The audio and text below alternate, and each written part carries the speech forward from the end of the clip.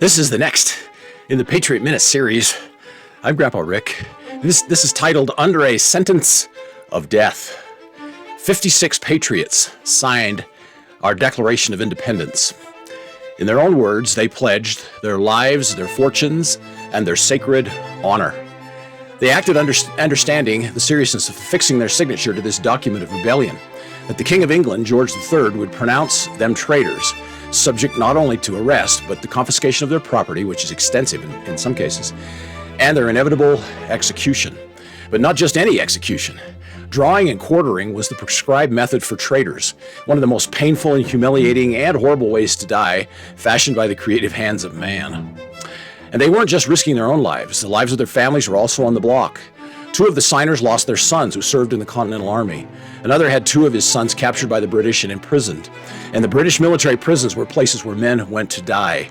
The conditions in prison ships or land-based prisons were indescribably horrible. There was no such thing as a Geneva Convention back then in order to rescue them or relieve their suffering. Not at all.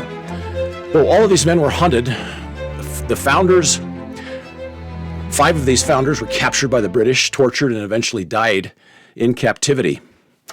Well, most of these men were older. 9 fought with the Continental Army under George Washington and either died of their wounds or from the hardships they willingly shouldered. In fact, 12 had their homes stolen, ransacked, and destroyed. While these men looked like ordinary Americans, obviously they were not. It's interesting, nearly half of them were lawyers. Some say that this profession may have degenerated somewhat since then.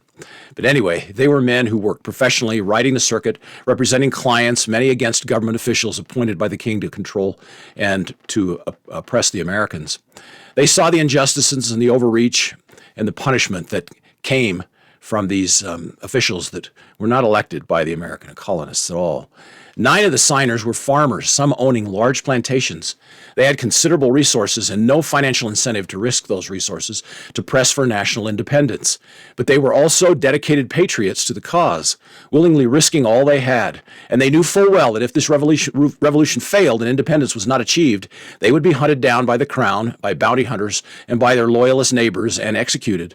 They were laying it all on the line, their last full measure of devotion. At this time, most Americans were farmers. In fact, a large majority, 95%, were farmers. In an age of small family farms, it took many independent local food producers to feed not only their large families, but also those working in the cities, towns, and hamlets.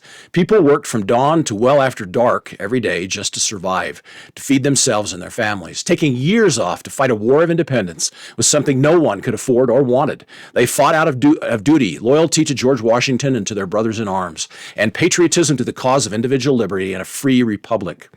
11 of the signers were merchants. Carter Braxton, a successful planter and trader, had his merchant ships attacked and stolen by the British Navy. Suddenly he was bankrupt, owing debts and obligations. He later sold his home and all that he owned to pay off those creditors. He died a broken man. Thomas McKean was singled out specifically by local British officials who hunted him so long with such passion that he was constantly moving his family, trying to stay in one place just long enough to provide them the food and shelter they needed. He served in Congress, accepting no pay for his dedicated service, as did many of these founders. Would our politicians today even consider such sacrifice for our nation? Not likely, at least not in most cases. This man, this patriot, fought along General George Washington and lost everything he owned during the war. But the rest of his life, he spent still in the service of the new American Republic. With America under British attack, law and order often broke down. Not only the British and Hessian troops roamed the land looting and pillaging, but also scavengers, bandits, and renegade tribes of Indians or Indians in alliance with the British, often raiding unprotected homesteads and plantations, abusing and killing anyone they found. The homes and properties of Edward Rutledge, Lyman Hall, George Clymer, Button Gwinnett, George Walton, Thomas Hayward, and Arthur Middleton were all looted or destroyed outright. During the pivotal Battle of Yorktown, the British commander, General Charles Cornwallis, had commandeered the founder, Thomas Nelson's mansion in Yorktown. When Nelson, who was fighting with Washington's army, and they were surrounding Cornwallis's force in Yorktown, when he saw that the British were using his home as their headquarters, he told General Washington to bombard the damn place. It was promptly, of course, destroyed by cannon fire. Thomas Nelson, following the war, died in his son's home with few resources of his own remaining, but a respected patriot and hero. Francis Lewis was constantly hounded by the British, his home destroyed and looted. British officials arrested his wife, who died shortly afterwards due to abuse during her captivity. John Hart was forced to flee from his dying wife's bedside by British forces. His children, too, were scattered. He lived in the wilds and caves and was hunted for more than a year by the British. When he returned home, his wife was dead, and he could not find his children. Upon his return, he was so weakened and discouraged from his ordeal that he died exhausted from the years of deprivation. Several signers ended up with broken families, lost homes and property, their bodies sick and weakened due to the conditions they survived under during the long 8-year war. The difference between the American Revolution and others, like the bloody, even metaphorically cannibalistic French Revolution, is stark, but essential to our understanding. These signers were mostly men of means and not driven by the hate and vengeance. No, they were not impoverished criminals. They were not riffraff or trouble causers, envious and bent on destroying everything they could not steal, jealously punishing those who might be viewed as above them. Far from it. The American founders were men determined to make life better for their neighbors, to defeat a tyrannical enemy, but more so to preserve the dignity, freedom, and moral certitude of the people for whom they fought. In truth, the American Revolution was the mirror image of the revenge-seeking, hate-driven reign of terror that was the French Revolution.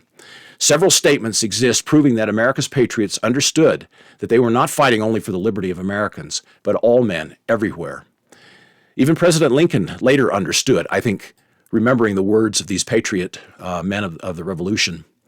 And during the height of the Civil War, he stated that fact several times in his speeches and writings, that America's freedom would be freedom that would impact the rest of the world.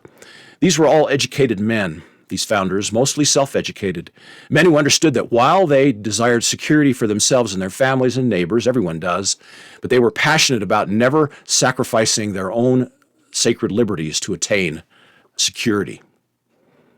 As Benjamin Franklin said, you try to obtain security, you will lose liberty no matter what. You'll lose both.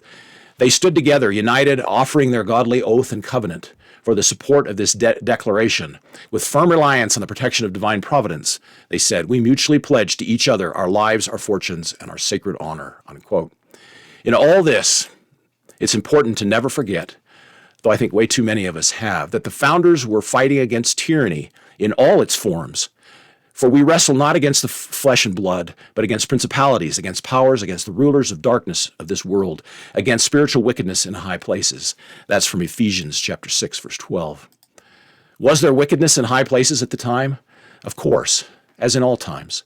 The founders, however, were fighting against an increasingly corrupt empire, an empire turning from God and embracing secularism, which was sweeping Europe, a formerly Christian people embracing a secular relativist hedonism that had increasingly little use for the Christian God. As the founder, Thomas Paine, so richly explained in his monumental work, Common Sense, global freedom, which was God's work of improving and empowering the individual, would have no way or no hope if this new American republic did not make a clean break from the mother country. It was an imperative, and the 56 signers of the Declaration of Independence understood why. For not only the future of America was at stake, but the whole world. They blessed us with a free, independent, and prosperous United States of America. To the point, we were not fighting a foreign power per se. We were fighting evil and corruption in high places within our own government, and the king's passion to shackle all of America as he had impeded any opposition to absolute British rule in other lands as part of their empire. His policy was to make the world, and make America, England. In truth, as subjects of the king, we were fighting our own government to ensure that the unalienable freedoms that come from God would not be stolen from us by a tyrant. In many ways, we're fighting to save the same God-given freedoms today, which the adversary wants to steal from us. May the Lord bless the divine, unselfish, even celestial example provided by these venerable founding fathers, the 56 brave souls willing to put their precious signatures, their John Hancocks, to this remarkable document of individual liberty for all mankind. In the words of John Adams, quote, nothing this side of Jerusalem, he said, is as important as this new God-honoring American nation. The founders knew, I believe, many could see our day. For without a prosperous, powerful, free United States, the world would slip further and further into tyranny and darkness. And history has borne out with the rise of Nazism, fascism, and lastly, communism or progressivism. The descendants, the proponents, the adherents of this bankrupt philosophy, ideology, in fact, today, and they call themselves progressives. Each of us, whether we recognize it or not, are being progressively, by littles, eaten away from within.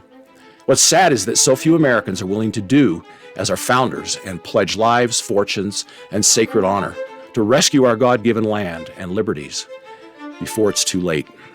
I appreciate your time. I'm Grandpa Rick.